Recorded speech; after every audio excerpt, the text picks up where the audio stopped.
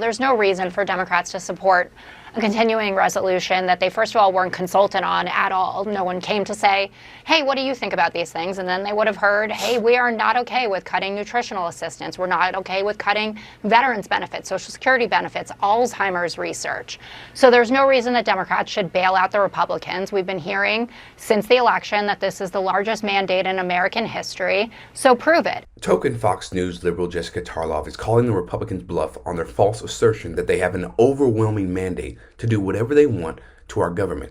And unsurprisingly, her right-wing co-panelists, they're not having it. I hope that this goes the way that you want, because I can't wait to see what DOJ will do when the government is shut down. If the government shuts down, the amount of things that you can do that where the traps just open up, where they can just cut even further than they already are, you'll find out, and it's going to be a lot of fun. How I'm many totally people sassy with are Massey enough for you moment. to get fired? What's your goal? How many tens of thousands do you want just fired? Can we start with half? is that a reasonable number? No, look, I think that you are making it. I think you're. I'm sorry. It is incredibly disgusting and asinine that you see Ben's giddiness at the prospect of a government shutdown benefiting DOJ.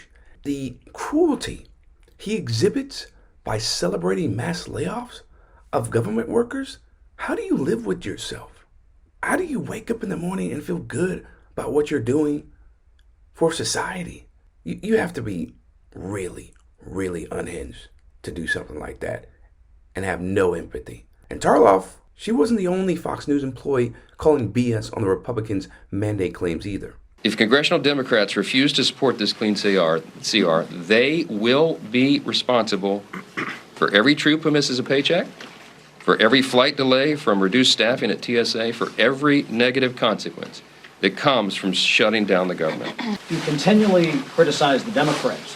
Doesn't that imply that you don't have the votes on your side because you wouldn't need Democratic assistance to keep the government open? No, we will have votes. We're going to pass the CR. We can do it on our own. But what I'm saying is Democrats ought to do the responsible thing, follow their own advice in every previous scenario, and keep the government open. It's their choice. So do you have a mandate or not, Mike? Republicans control all three branches of the government with a slim majority in the House, though a majority nonetheless, and they only need an additional 7 Democrats in the Senate to break with the party to send the funding bill to Trump's desk. Why then is he already blaming House Democrats before a vote is had?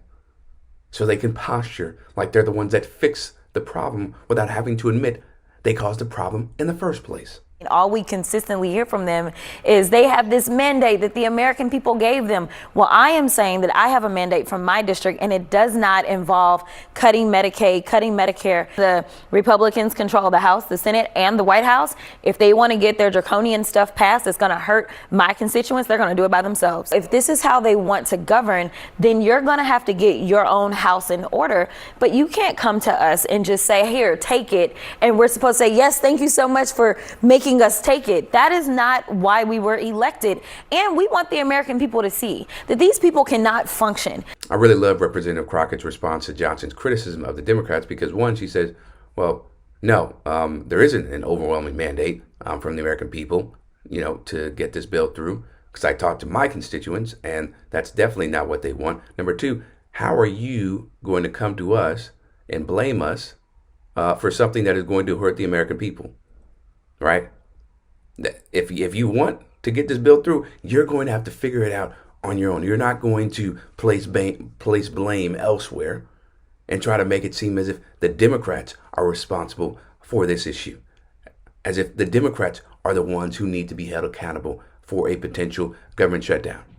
Because if the bill isn't great, if a bill is going to harm so many Americans, we're not doing it. And the reason why Republicans rely on chaos to govern is in part because of who is our president of the United States, Donald Trump. He loves chaos. He loves dysfunction. He loves to get people riled up. And everybody in that Republican Party, probably all of them, I can't say everybody for sure, but majority, they follow him. Okay? Then they become mini-me's. So they like to, start things when there's no intention of finishing them. Just instigate all these problems and manufacture them. it's really appalling, but that is why they rely on chaos to govern. And it's not just, about the Democrats. It's also about, you have infighting that goes on between Republicans and the bickering. It really shows you how undisciplined Republicans are. Like, you could run a real pyramid scheme. Well, I mean, the government's one big pyramid scheme, if you ask me. Yeah, well, you can tell me better than anybody. Social Security is the biggest Ponzi scheme of all time. I mean, the wage support in entitlement spending, which is which is most of the federal spending is entitlements. So that's like the big one to eliminate, because that's the sort of $500 billion, maybe $700 billion a year. That is also a mechanism by which the Democrats attract and retain illegal immigrants by essentially paying them to come here, and then turning them into voters. Yes.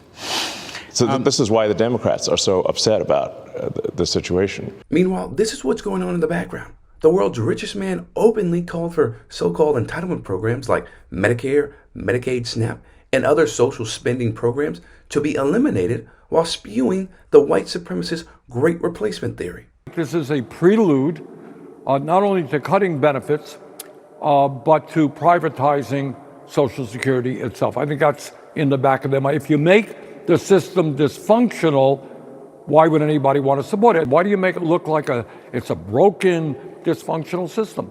The reason is to get people to lose faith in the system, and then you can give it over to Wall Street. That's my view. Now, they're going after Social Security.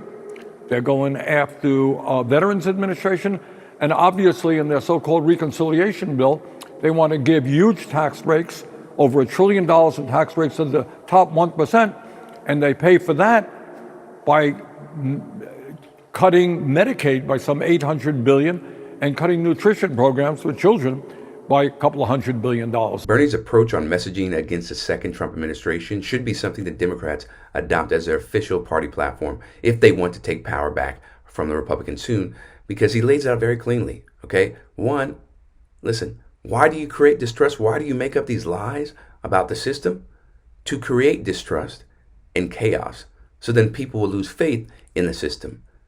And then also, he accurately points out that, listen, if you do that, and then you just hand the money over to Wall Street, that is not helping the American people, not the average American. And then you give these tax breaks to the 1%, right? And they do that by cutting Medicaid, billions in Medicaid, and billions in nutrition programs for kids. That right there lets you know, I'm going to be impacted by this, because there's so many people who rely on those programs. So many people who are not in the top 1% of our society, of our country, who are making millions upon millions and billions. When you phrase it in that way, it's very digestible and easy for people to understand what is happening. And from that point, you may have a shot at getting power back, right? And reclaiming this country and putting it back on the right path. Because right now we already are in a dark spot, but we're headed for even darker times if Republicans continue to, commit to these actions and actually are able to follow through on them. For Rebel HQ, I'm Chris Williamson. We'll see you next time.